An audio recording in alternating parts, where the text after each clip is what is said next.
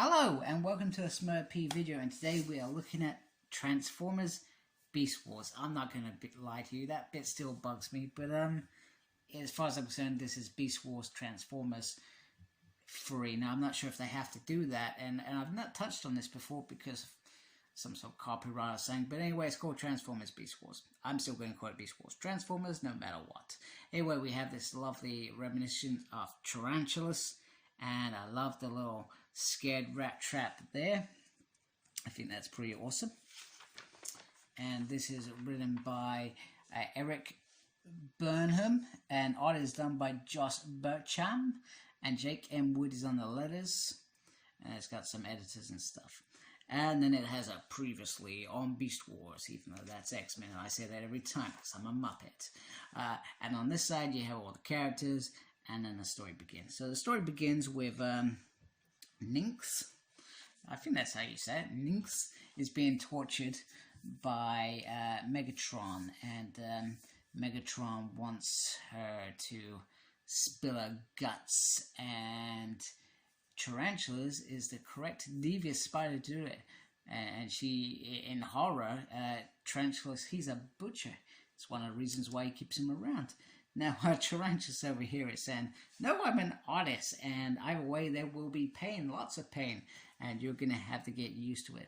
And he asked Dinobot if you're going to stay and watch, and Dinobot reluctantly says, well, no, I'm not, I'm not going to stay and watch you torture a defenseless creature.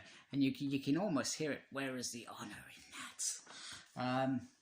Meanwhile, the Maximals are taking it cool. Optimus Primal, I actually like this because he's a bit more reluctant to go gung-ho, and I guess the way that the story is gonna perhaps pan out, perhaps it will pan out for the better and adjust him in the way he approaches things when things go wrong. But in a nutshell, Cheetah is anxious to get out there and look for Nynx, and Optimus Prime was saying we're better off waiting till the morning where it's light. We can see the terrain a bit better, and perhaps we can get out of sight. So anyway, go help and try and see if we can connect to some of the pods that are in space. You think that he can do that, and he agrees. And there's a typical, it's almost perfect, like a rat trap, dirty joke in here, which is Cheetah says, I've been working on the sensor system all day, rat trap. My elbows are fully greased. And he says, promise me you'll never say those words out loud at a meta disco. The most Cybertronian thing to say. Anyway, you want to borrow some tools or something? So you can it just sounds dirty. So let's move on from dirty jokes. And Rhinox almost implies to Optimus Primal that he's loving this adventure. Isn't that what we wanted? We wanted to see the universe and go on an adventure. But he also says you are right to hold off to morning. But there is still the worry that morning will be too late. Meanwhile, Nynx is pretty much being fried, and I like this bit. It's quite feisty. She says, you want to know something? She said, history barely remembers the original Megatron. It's never going to remember you. Fantastic. Absolutely fantastic. I love the character already, and I hope what I think is going to happen doesn't happen.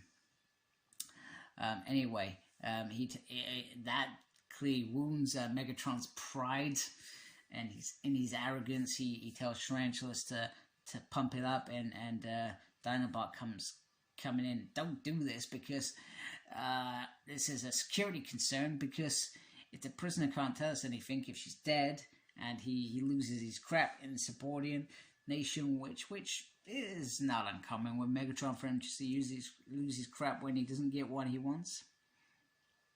And Dinobot says that she's not gonna tell you anything, and he says then she deserves to die, and he says a worthy enemy deserves a respectful death. And he says that his decision, and then Tarantulas comes in and says, but wait a minute, it's what she isn't telling us that's relevant, because she's not telling us anything, because there is something to hide. There are colleagues to protect, and that is the ins and the outs, which is perfect in my eyes. And Megatron also lets Dinobot off the hook by saying, well, I understood what you were trying to do there. You know, it does make sense. If we kept her alive, we can get some real information out of her. And he gives Tarantulas Nynx as a prize.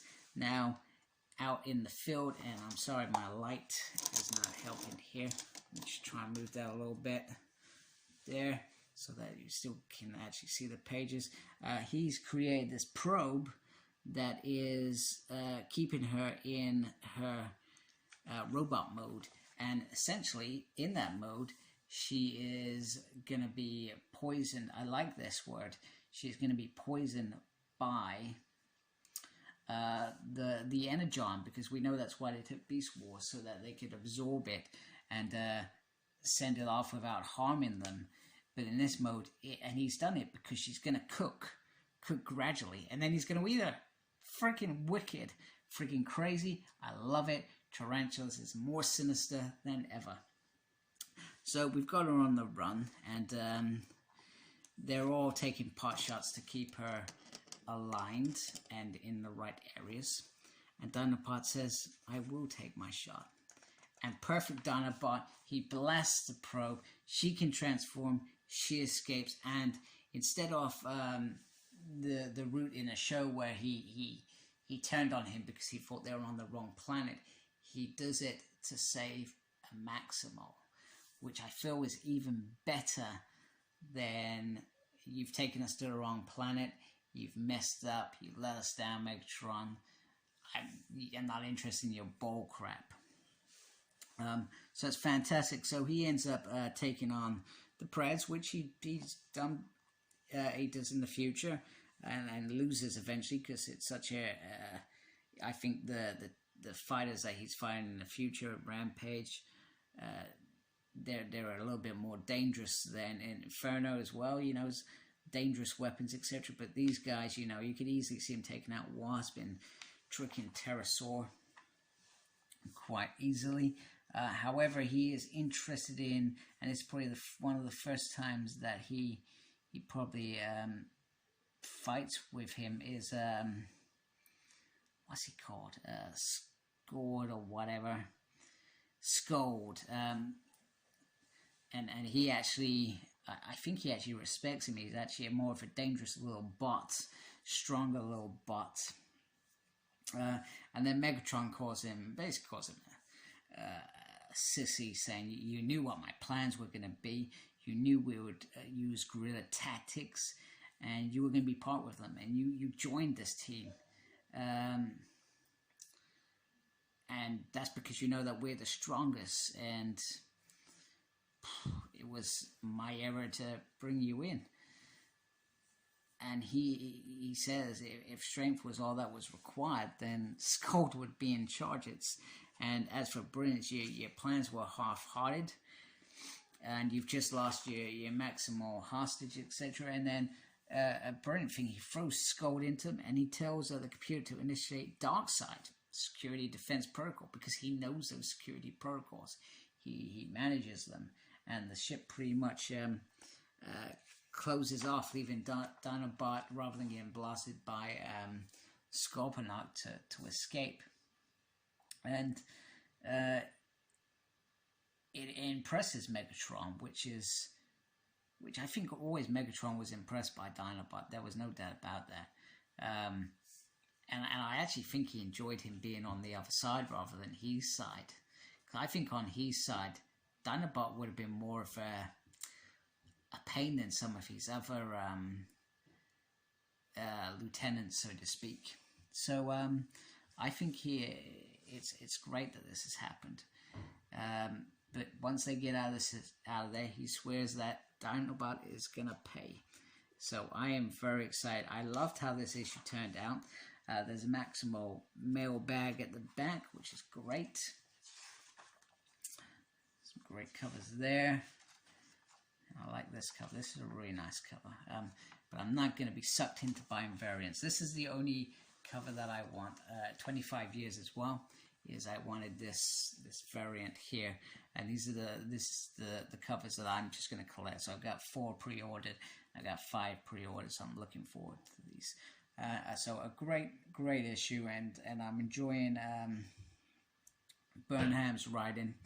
Great stuff. He clearly is a fan of Beast Wars. Clearly understands the characters, and clearly knows what he wants to deliver with his own twist.